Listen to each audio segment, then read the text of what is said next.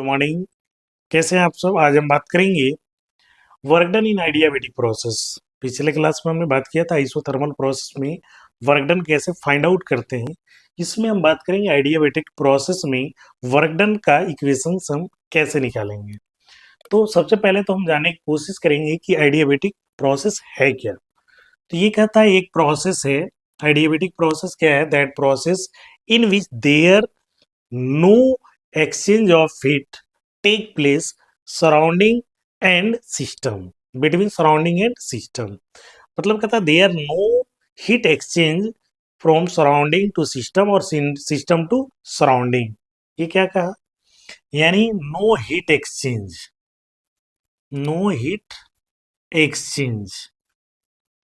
Between system and surrounding. System और surrounding के बीच हीट का एक्सचेंज नहीं होता है। तो वैसे सिस्टम को हम कहते हैं आइडियाबेटिक प्रोसेस। तो इसमें इसका मतलब हो गया Q इजकल टू जीरो। ये मान के चलिए हमारा Q जो है हीट एक्सचेंज है, तो Q इजकल टू जीरो। तो अब हमें निकालना है कि ये वर्कडन प्रोसेस में वर्कशॉप आइडियाबेटिक प्रोसेस में वर्कडन कैसे निकालेंगे।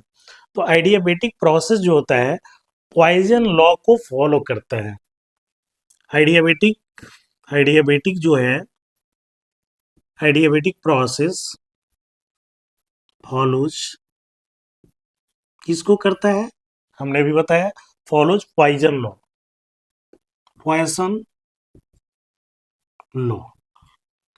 पॉइजन लॉ के हिसाब से ये हमारा क्या होता है? PV to the power gamma is equal to constant. ये लॉ क्या कहता है? PV to the power gamma is equal to constant.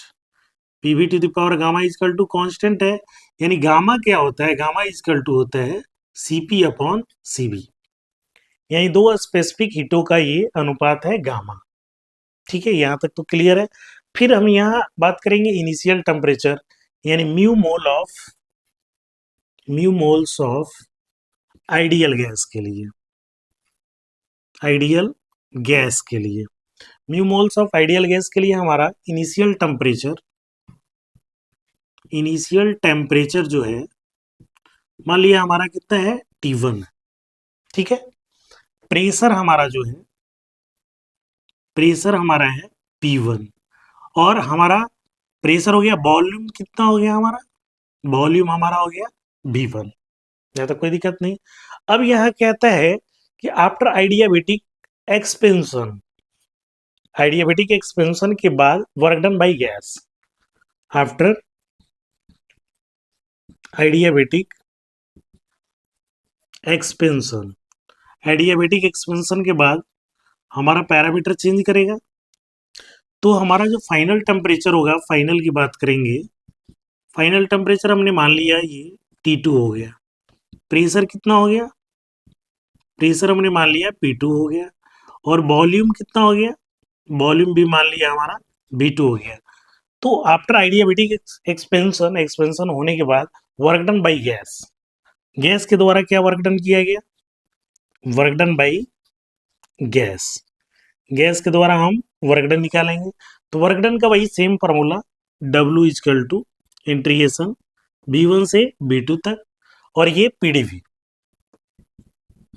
PDV. ठीक है, अब देखिए फ्रॉम पॉइजन इक्वेशन हमारा क्या है? फ्रॉम पॉइजन इक्वेशन हमारा क्या है? PV to the power gamma is equal to, हमने मान लिया कोई कांस्टेंट के ले लिया। PV to the power gamma is equal to constant K ले लिया, इसलिए पी बराबर हमारा क्या हो गया? K upon V to the power gamma. तो इसको हम लिख सकते हैं K into V to the power minus gamma. ठीक है, अब हम क्या करेंगे? इस P का वैल्यू इसमें पुट करेंगे। P की वैल्यू हम इसमें पुट करेंगे। तो हमने यहाँ पुट कर दिया, यानी P की value K into V to the power minus gamma into D. K हमारा क्या है? कांस्टेंट। के हमने बाहर कर लिया इंटीग्रेशन V1 से V2 तक, B के power minus gamma into D. अब इंटीग्रेशन आप पढ़े होंगे, इंटीग्रेशन क्या है? इसका इंटीग्रेशन करेंगे तो ये हो जाएगा v to the power minus gamma plus 1 divided by minus gamma plus 1, और ये इंटीग्रेशन कहाँ से कहाँ तक, v1 से लेकर v2 तक। यहाँ तक कोई डाउट नहीं है? कोई डाउट है तो आप पूछ सकते हैं। अब ये इसमें हम वैल्यू जो पुट करेंगे वर्क डन इजकल टू, तो लिख सकते हैं वर्क डन इजकल टू, यहाँ देखिए के हमारा बाहर है तो इसको हम लिख सकते हैं के, ये बाहर कर लेंगे, बाहर कर लेंगे के अपॉन 1 माइनस गामा, ये कर लेंगे v2 के power 1 minus gamma minus v1 के पावर 1 माइनस गामा। यहाँ तक कोई दिक्कत नहीं है? यहाँ तक कोई आई थिंक कोई आपको दिक्कत नहीं होनी चाहिए। आई होप आपको ये बात समझ में आई होगी। कुछ किया नहीं है, 1 माइनस गामा ये कर दिया है और ये 1 माइनस गामा, और अपर लिमिट और लोअर लिमिट हमने यहाँ पुट कर दिया है।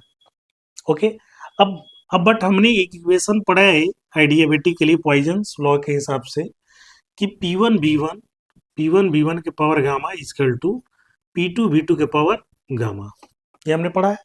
इजकल टू के लिख दिया, कांस्टेंट हमने लिया था क्या, के।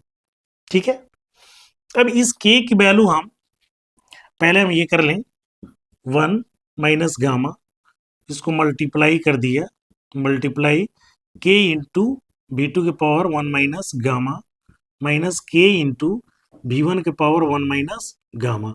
अब ये देखिए इसके हिसाब से हम वैल्यू पुट करेंगे 1 अपॉन 1 माइनस गामा इंटू के की वैल्यू V2 वाला पुट करेंगे। ध्यान दीजिएगा, के की वैल्यू यहाँ V2 है तो P2 V2 वाला वैल्यू पुट करेंगे, P2 V2 के पावर गामा, और ये पहले से है V2 के पावर 1 माइनस गामा माइनस, अब यहाँ देखिए V1 है तो ये वाला वैल्यू पुट करेंगे, यानी कितना हो गया P1 V1 के पावर गामा इंटू पहले से का V1 1 minus gamma.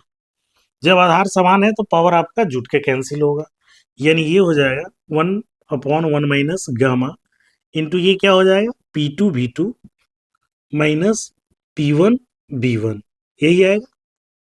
Is it right? यहाँ तक कोई दिक्कत नहीं। यानी W इजकल टू हमारा क्या हो गया P2 V2 minus P1 V1 upon 1 minus gamma, ये W इजकल टू आ गया। अब दूसरे फॉर्म में भी हम इसको लिख सकते हैं। कैसे लिख सकते हैं? क्योंकि हमें मालूम है P भी is equal to mu R T, आपको भी पता है। तो सिंस यहाँ हम लिख सकते हैं, यहाँ चलिए यहाँ से लिख देते हैं, सिंस हम लिख सकते हैं चूंकि हमें मालूम है P1 B1 is equal to mu R T1, ठीक। P2 V2 इजकल टू यहाँ हम लिख दें म्यू आर T2, तब इसमें हम पुट कर सकते हैं म्यू आर के टर्म में, म्यू आर के टर्म में हम पुट कर दे रहे हैं 1 अपॉन 1 माइनस गामा, और इसका वैल्यू हम कितना लिख दें mu R T2 minus mu R T1, कोई दिक्कत नहीं। अब म्यू आर हमारा बाहर आ जाएगा, mu R upon 1 minus gamma T2 minus T1, कोई दिक्कत नहीं होगा। आई थिंक आपको दिक्कत है तो आप पूछ सकते हैं। अब यहाँ तक वैल्यू आ गई तो ये वैल्यू भी हमारा वर्क डन का है, mu R upon 1 minus gamma into T2 minus T1, ठीक है।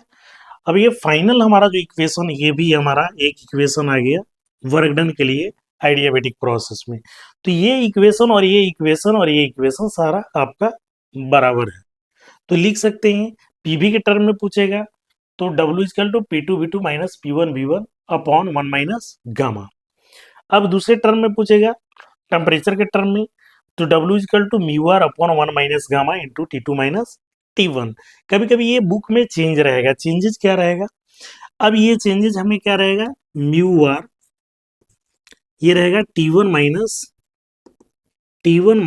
T2, और इसको भी चेंज कर दीजिए आप गामा माइनस 1, क्योंकि ऊपर नीचे दोनों हमने चेंज किया है इसलिए ये माइनस वाला ऊपर में गया T1 माइनस T2 हो गया और ये गामा माइनस 1 हो गया। तो ये भी हमारा फॉर्मूला वर्क डन के लिए ही है।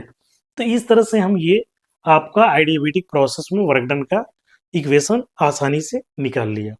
अगर इस पे किसी तरह का डाउट है तो यू कैन आस्क मी, और प्लीज इन बॉक्स में आप अपना क्वेरी डाल सकते हैं। I will try to clear it. धन्यवाद।